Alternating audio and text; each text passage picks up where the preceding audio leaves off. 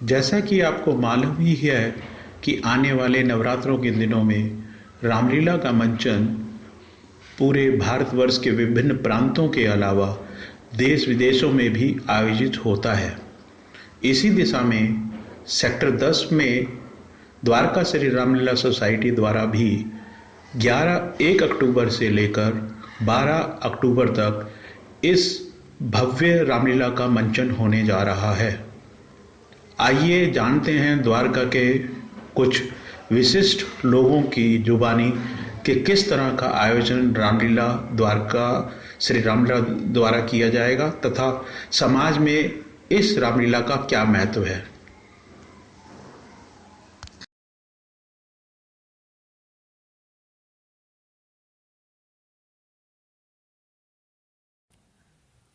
दीदी, जो आजकल रामलीला का आयोजन पूरे हिंदुस्तान में बड़ी जोर शोर से तैयारियां चल रही हैं, आपका रामलीलाओं के विषय में क्या संदेश देना चाहते हैं, थोड़ा जानना चाहते हैं आपसे। भारत देश महान देश है। निस्संदेह इसमें जो भी त्योहार मनाए जाते हैं, नवरात्रि या दशहरा, उसमें बड़ा गहरा आध्यात्मिक रहस्य समाया हुआ है, जिसे शायद हमने कभी इतनी गहराई से सोचा नहीं है। उसी के संदर्भ में रामलीला का आयोजन भारतवर्ष में हर स्थान पर हो रहा है।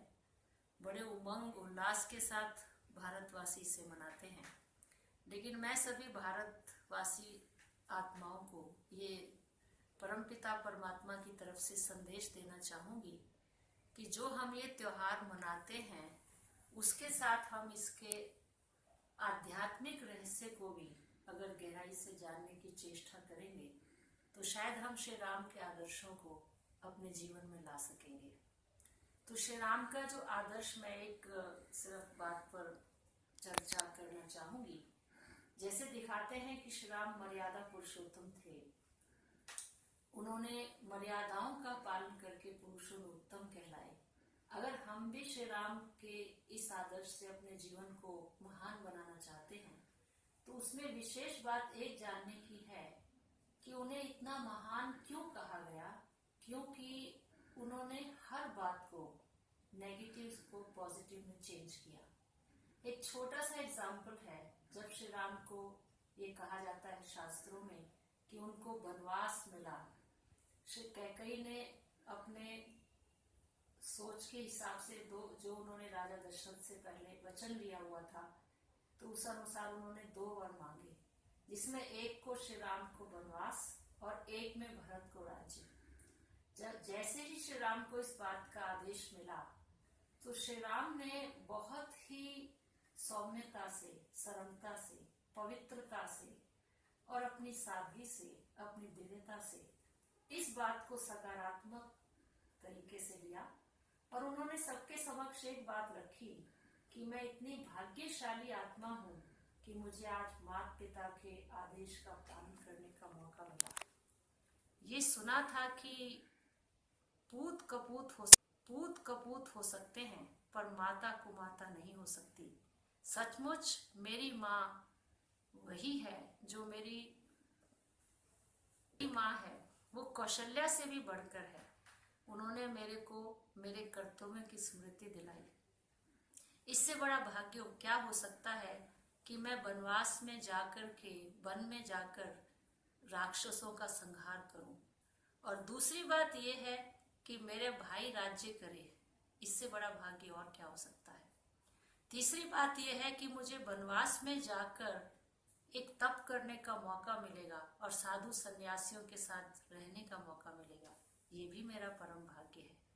और मेरी माँ की कितनी बड़ी कुर्बानी है जो उन्होंने मेरे इस भाग्य को बनाने के लिए अपने सुहाग का भी त्याग कर दिया।